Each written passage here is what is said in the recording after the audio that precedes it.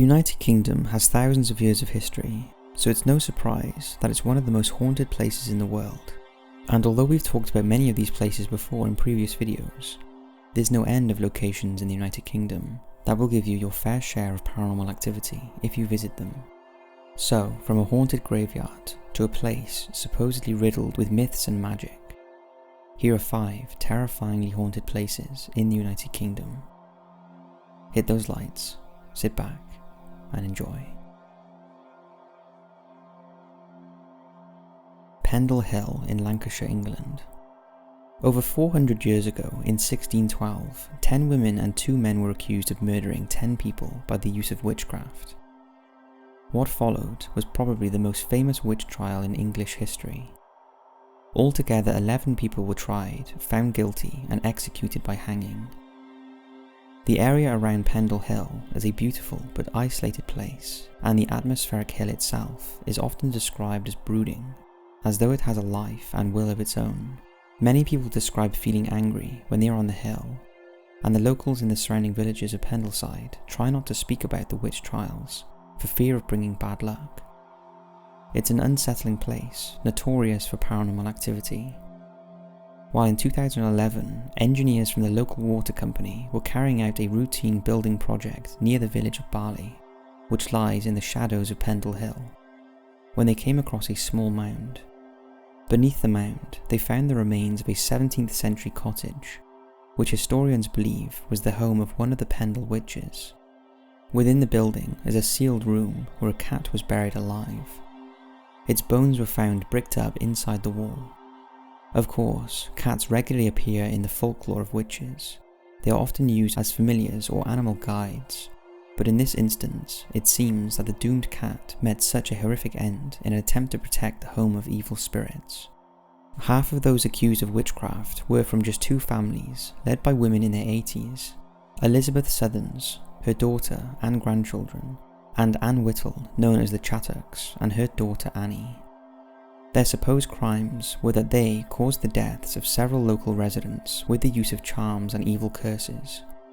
The youngest member of the Devices family survived by providing testimony against her own family. The Devices lived in Newchurch, and it's said that the old lady, Demdike, sent her grandson to church to steal bread so that she could use it in her spells. It's also thought that graves there were robbed for bones and teeth that could be used in black magic potions. Superstition was so widespread that the Eye of God was carved into the wall of the church in order to ward evil spirits many years after the witch trials had ended. One woman believes that she has captured a photograph of Janet in a graveyard in the village of Newchurch. It shows a hollow-eyed young girl, her face a deathly pallor, standing in front of a gravestone and staring directly at us. In 2004, the British ghost investigation programme Most Haunted visited Pendel Hill for a Halloween special. The presenter later said that it was the scariest episode that the crew had ever filmed. We'd love if any of you who live close to this location to go there yourself and let us know what it's like. Friars Bush Graveyard in Belfast. It sits right in the centre of Belfast's University Quarter and has been used as a burial site since the 5th century, making it older than the city itself. Although it's only a small cemetery, just 2 acres in size, it more than makes up for that in its amount of supernatural activity. Just to the left, as you pass through the gates, is what's known colloquially as the Plaguey Pit, where hundreds of people were thrown into a mass grave without ceremony, following the cholera and dysentery outbreaks and the Great Famine of the 1840s. The cemetery closed in 1852 because of overcrowding when there was an outbreak of fever in the surrounding area. It was noted that because the grave was so full, only a small amount of earth covered the top, and foul smells and noxious fumes filled the air, further causing the spread of disease. Ghosts are often seen around this area, perhaps wandering restlessly because they have not been afforded the dignity of a proper burial. In the early 1800s, the body snatcher George Stewart and his partner Feeney used Friars Bush for their fresh choice of bodies. They would travel over to Belfast and then take the ship back to Scotland with their stolen corpses before selling them to the surgeons in Edinburgh for their anatomy studies. They were apprehended in Belfast in possession of a brass syringe for embalming, forceps and a surgeon's knife. The bodies of a woman and child were then recovered from a barrel at the docks. Many gravediggers made grisly discoveries as they recovered the bodies of dead babies at Friars Bush graveyard. Babies that had been thrown over the wall by unmarried women in the hopes of getting rid of their illegitimate offspring. The sounds of crying babies are often heard when walking past the cemetery at night. The Friars Thorn Tree stands within the cemetery and is the site where a monk was hanged because he dared to carry out the rite of Mass, which was banned in Northern Ireland during the 17th century. His ghost has been seen many times swinging from the branches. Opposite the cemetery entrance is the David Kerr University building, and a tunnel runs beneath the graveyard connecting it to the Ashby building. The tunnel was once used by students as a shortcut between the two buildings. 3 of those students were discussing whether the haunted tunnel stories were true or not, when one of them said that it was all a load of rubbish and he would prove it by walking the tunnel at night. His friends were waiting to meet him on the other side, and halfway through, after quickly losing his nerve, the student began to panic and became disorientated.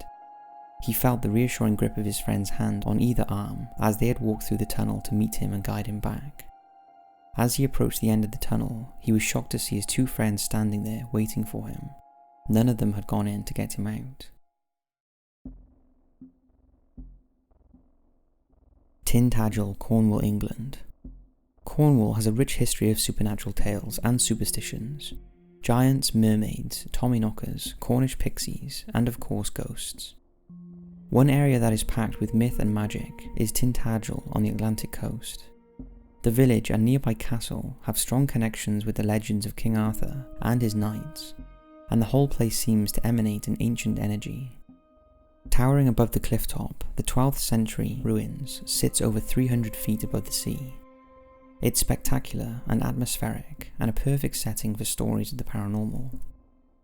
The castle is said to be the birthplace of King Arthur, and the area is packed with stories, not just of myth and legend, but also of ghosts and spirits of former inhabitants. Once a year, the castle is said to disappear into a time slip and reappear, no longer in its ruined state, but as it must have been hundreds of years ago. Anyone lucky enough to see this transformation will then witness the castle return to its ruinous state once again. The spectre of King Arthur himself has also been seen as a full apparition, walking the now non-existent remnants of the castle.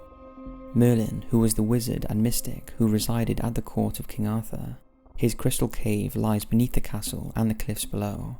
It's here that Merlin's ghost is said to prowl, and his disembodied voice can be heard chattering in an unrecognisable language. Some people have witnessed a beam of bright light shining out from the mouth of the cave. Close by is the Camelot House Hotel, located in an inviolable position overlooking the castle ruins. The imposing facade has been used in several movies, including Dracula in 1979. There are thought to be ghosts residing there too. One of them likes to take part in poltergeist activity, yanking paintings from the walls and throwing them around. Another, thought to be the ghost of a nurse, has been known to wake guests up in the middle of the night by splashing water at them as she tries to give them a bed bath. A cottage lies very close to the ruins and was once the home of actor Kate Winslet. Even that is said to have a resident ghost that walks back and forth between the house and the hotel, believed to be a former employee on his ghostly commute to work. Mary King's Close in Edinburgh. The old town of Edinburgh suffered from severe overcrowding. Stifled by the city walls, the only solution was to build up. Some of the houses were extended up to 8 stories high. A network of these tightly packed streets led off the main thoroughfare known as the Royal Mile. The rich elite occupied the top floors of these buildings, where there was more light and a greater distance between them and the smells of raw sewage from below. On the ground floors, residents lived with open sewers on their front doorsteps. They shared their accommodation with livestock and spent their days in dark squalor. During the 17th century, the city decided to build a new royal exchange near to St. Giles Cathedral. Instead of demolishing the existing houses that were there, they took down the top floors and used the lower ones as a foundation for the new building. So Mary King's Close was covered over, and there the ground life went on as usual until the last resident left in 1902 and the close was sealed off.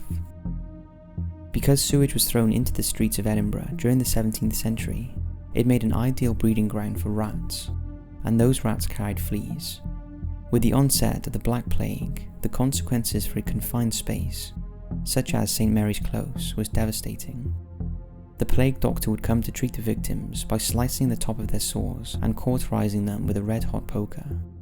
In 2003, the close was accidentally rediscovered by workmen digging in the streets above, and after an archaeological excavation, St Mary's Close, with its labyrinth of streets and claustrophobic buildings, has now become a tourist attraction.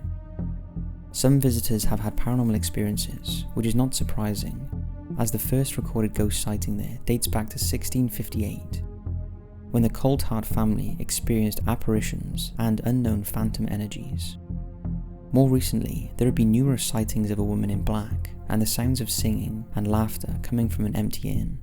There are many incidents of poltergeist activity, and stones are thrown at staff and visitors, as well as sounds of ghostly footsteps. Most upsetting is the distressing scratching noises coming from one of the chimneys, where it's thought that a young chimney sweep became trapped and died during the reign of Queen Victoria. One of the plague victims was poor Annie, who at age just 12, was left abandoned to die by her family. Sick, cold and hungry, she slowly wasted away, and her ghost can now be seen in Annie's room, where she supposedly sometimes holds on to visitors as they try to leave. Some guests have left small dolls for her to play with, and noticed that the temperature of her room is indescribably cold.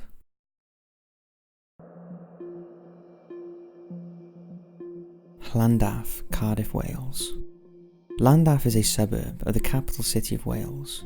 It's dominated by the 12th century Llandaff Cathedral, built on what had already been a Christian site for over 600 years. The area has been described as a wonderful place to live, with its charming high street and quaint shops and pubs. But don't let that fool you.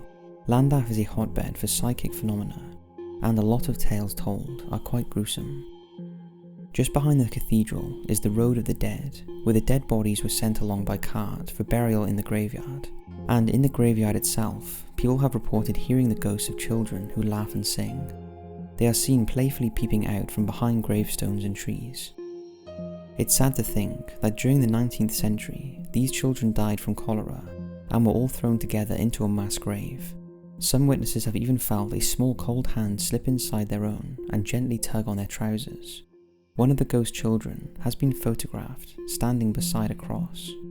Behind the cathedral on the woodland trail, a young Victorian boy drowned in the River Taff. The ghost of his mother has been seen dressed in all white, wading through the water in a desperate search for her son. Also, the spectre of Bella has been seen at the river sobbing. She has no face, but witnesses have said that they can see her blonde ringlets peeking out beneath her hooded shawl.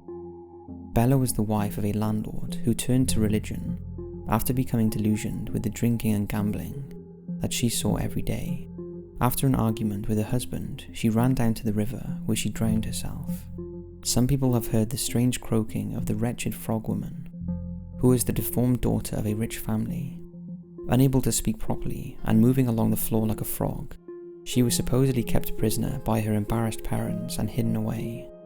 She was able to escape, but sadly fell into the River Taff and drowned. She has been seen and heard along the road which connects Llandaff with the centre of Cardiff. In 1879, a Welsh newspaper reported that for some unknown reason there was a very high incidence of suicides, murders and missing children in the area of Llandaff. It appeared that some strange force was supposedly compelling people to either hurt themselves or others. It seems that the chocolate box facade of Llandaff hides a place steeped in the unnatural. Let us know if you've ever visited and had any strange encounters whilst there. So that's 5 incredibly haunted places in the United Kingdom that you can visit this month. Let us know if you have ever visited any of these and experienced something scary. As always, thanks for watching, and we'll see you in the next video.